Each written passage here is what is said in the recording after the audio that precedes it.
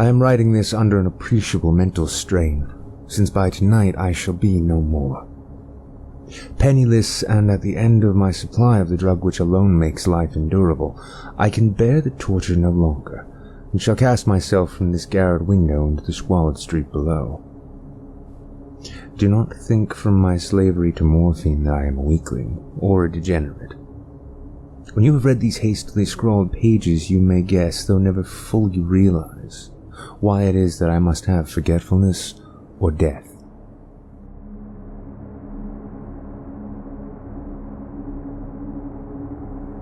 It was in one of the most open and least frequented parts of the broad Pacific that the packet of which I was supercargo fell a victim to the German sea raider.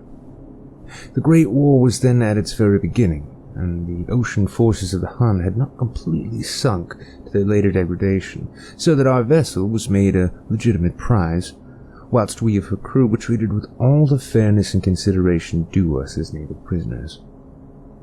So liberal, indeed, was the discipline of our captors, that 5 days after we were taken I managed to escape alone in a small boat with water and provisions for a good length of time.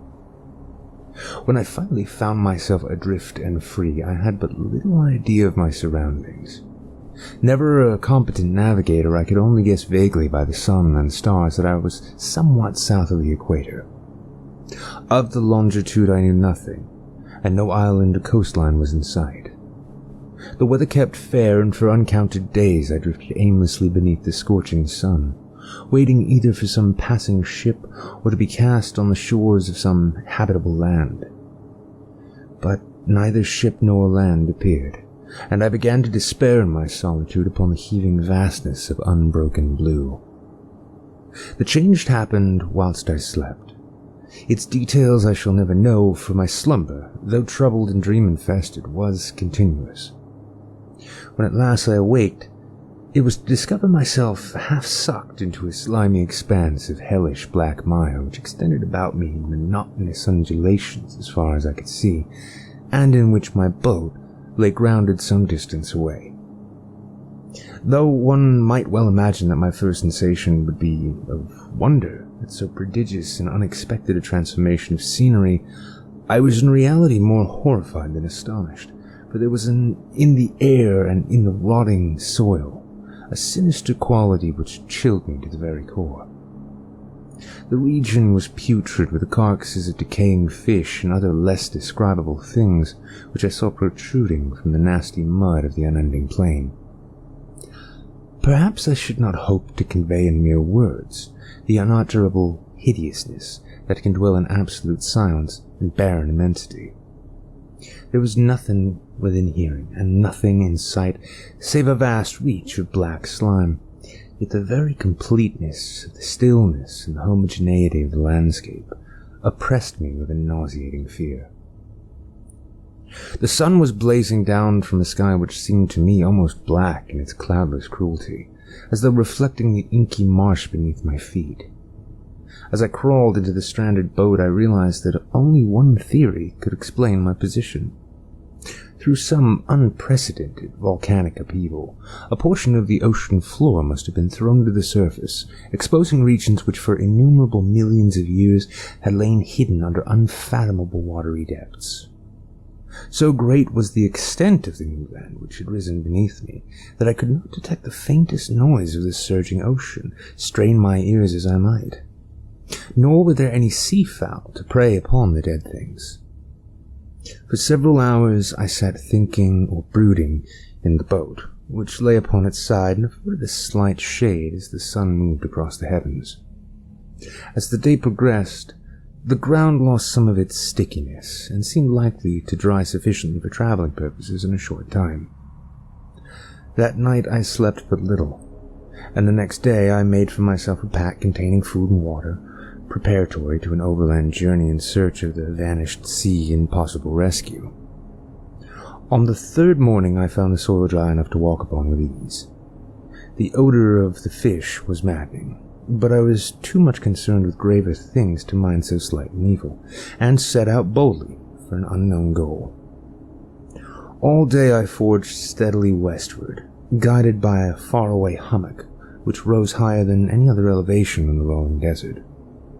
That night I encamped, and on the following day still traveled toward the hummock, though that object seemed scarcely nearer than when I had first espied it.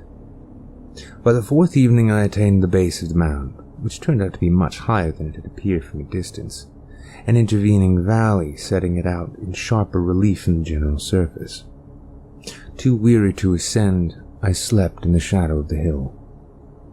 I know not why my dreams were so wild that night, but ere the waning and fantastically gibbous moon had risen far above the eastern plain, I was awake in a cold perspiration, determined to sleep no more.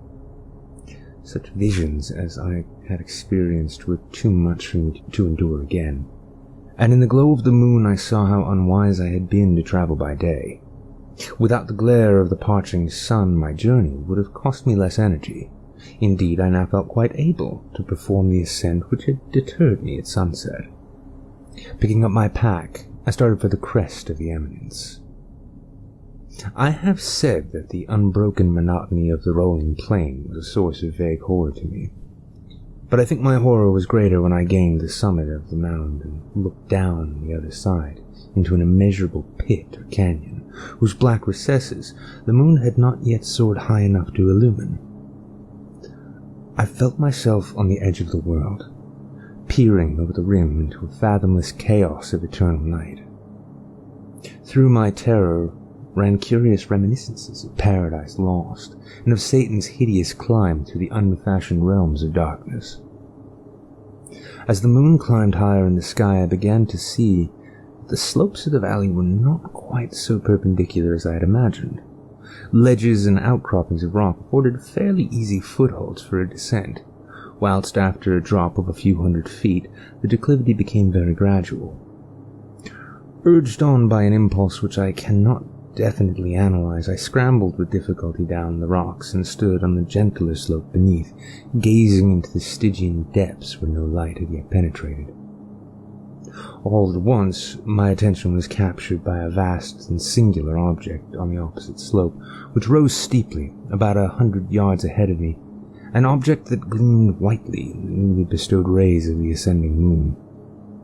That it was merely a gigantic piece of stone I soon assured myself, but I was conscious of a distinct impression that its contour and position were not altogether the work of nature. A closer scrutiny filled me with sensations I cannot express, for despite its enormous magnitude and its position in an abyss which had yawned at the bottom of the sea since the world was young, I perceived beyond a doubt that the strange object was a well-shaped monolith, whose massive bulk had known the workmanship, and perhaps the worship, of living and thinking creatures. Dazed and frightened, yet not without a certain thrill of the scientist's or archaeologist's delight, I examined my surroundings more closely. The moon, now near the zenith, shone weirdly and vividly above the towering steeps that hemmed the chasm, and revealed the fact that a far-flung body of water flowed at the bottom, winding out of sight in both directions, and almost lapping my feet as I stood on the slope. Across the chasm, wavelets washed the base of this cyclopean monolith, on whose surface I could now trace both inscriptions and crude sculptures. The writing was in a system of hieroglyphics unknown to me, and unlike anything I had ever seen in books, consisting for the most part of conventionalized aquatic symbols such as fishes, eels, octopi, crustaceans, mollusks, whales, and the like. Several characters obviously represented marine things which are unknown to the modern world, but whose decomposing forms I had observed when the ocean was in plain. It was the pictorial carving, however, that did most to hold me spellbound. Plainly visible across the intervening water on account of their enormous size were an array of bas-reliefs whose subjects would have excited the envy of a Dore. I think that these things were supposed to depict men, at least a certain sort of men, though the creatures were shewn, disporting like fishes in the waters of some marine grotto, or paying homage at some monolithic shrine which appeared to be under the waves as well. Of their faces and forms I dare not speak in detail, for the mere remembrance makes me grow faint. Grotesque beyond imagination, of a Poe or a Bulwer, They were damnably human in general outline, despite webbed feet and hands, shockingly wide and flabby lips, glassy, bulging eyes, and other features less pleasant to recall. Curiously enough, they seemed to have been chiseled badly out of proportion with their scenic background, for one of the creatures was shown in the act of killing a whale, represented as but little larger than himself. I remarked, as I say, their grotesqueness and strange size, but in a moment decided that they were merely the imaginary gods of some primitive fishing or seafaring tribe.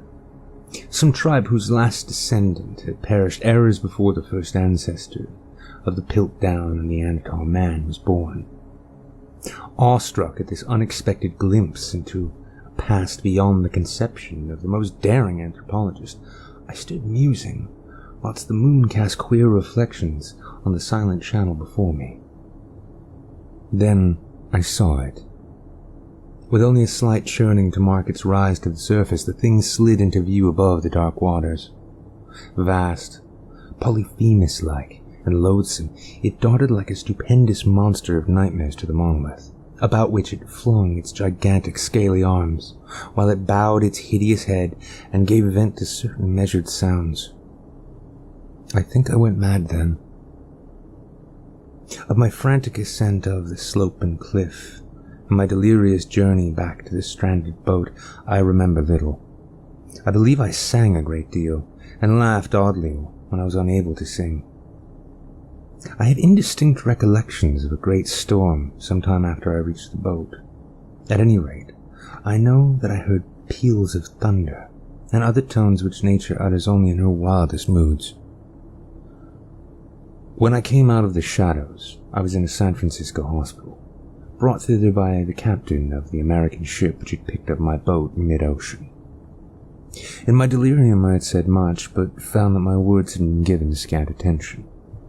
Of any land upheaval in the Pacific my rescuers knew nothing, nor did I deem it necessary to insist upon a thing which I knew they could not believe. Once I sought out a celebrated ethnologist, and amused him with peculiar questions regarding the ancient Philistine legend of Dagon, the fish god, but soon perceiving that he was hopelessly conventional, I did not press my inquiries. It is at night, especially when the moon is gibbous and waning, that I see the thing. I tried morphine, but the drug is given only transient surcease, and has drawn me into its clutches as a hopeless slave. So now I am to end it all, having written a full account for the information or the contemptuous amusement of my fellow men. Often I ask myself if it could not all have been a pure phantasm, a mere freak of fever as I lay sun-stricken and raving in the open boat after my escape from the German man-of-war. This I ask myself, but ever does there come before me a hideously vivid vision in reply. I cannot think of the deep sea without shuddering at the nameless things that may at this very moment be crawling and floundering on its slimy bed, worshipping their ancient stone idols and carving their own detestable likenesses on submarine obelisks of water-soaked granite.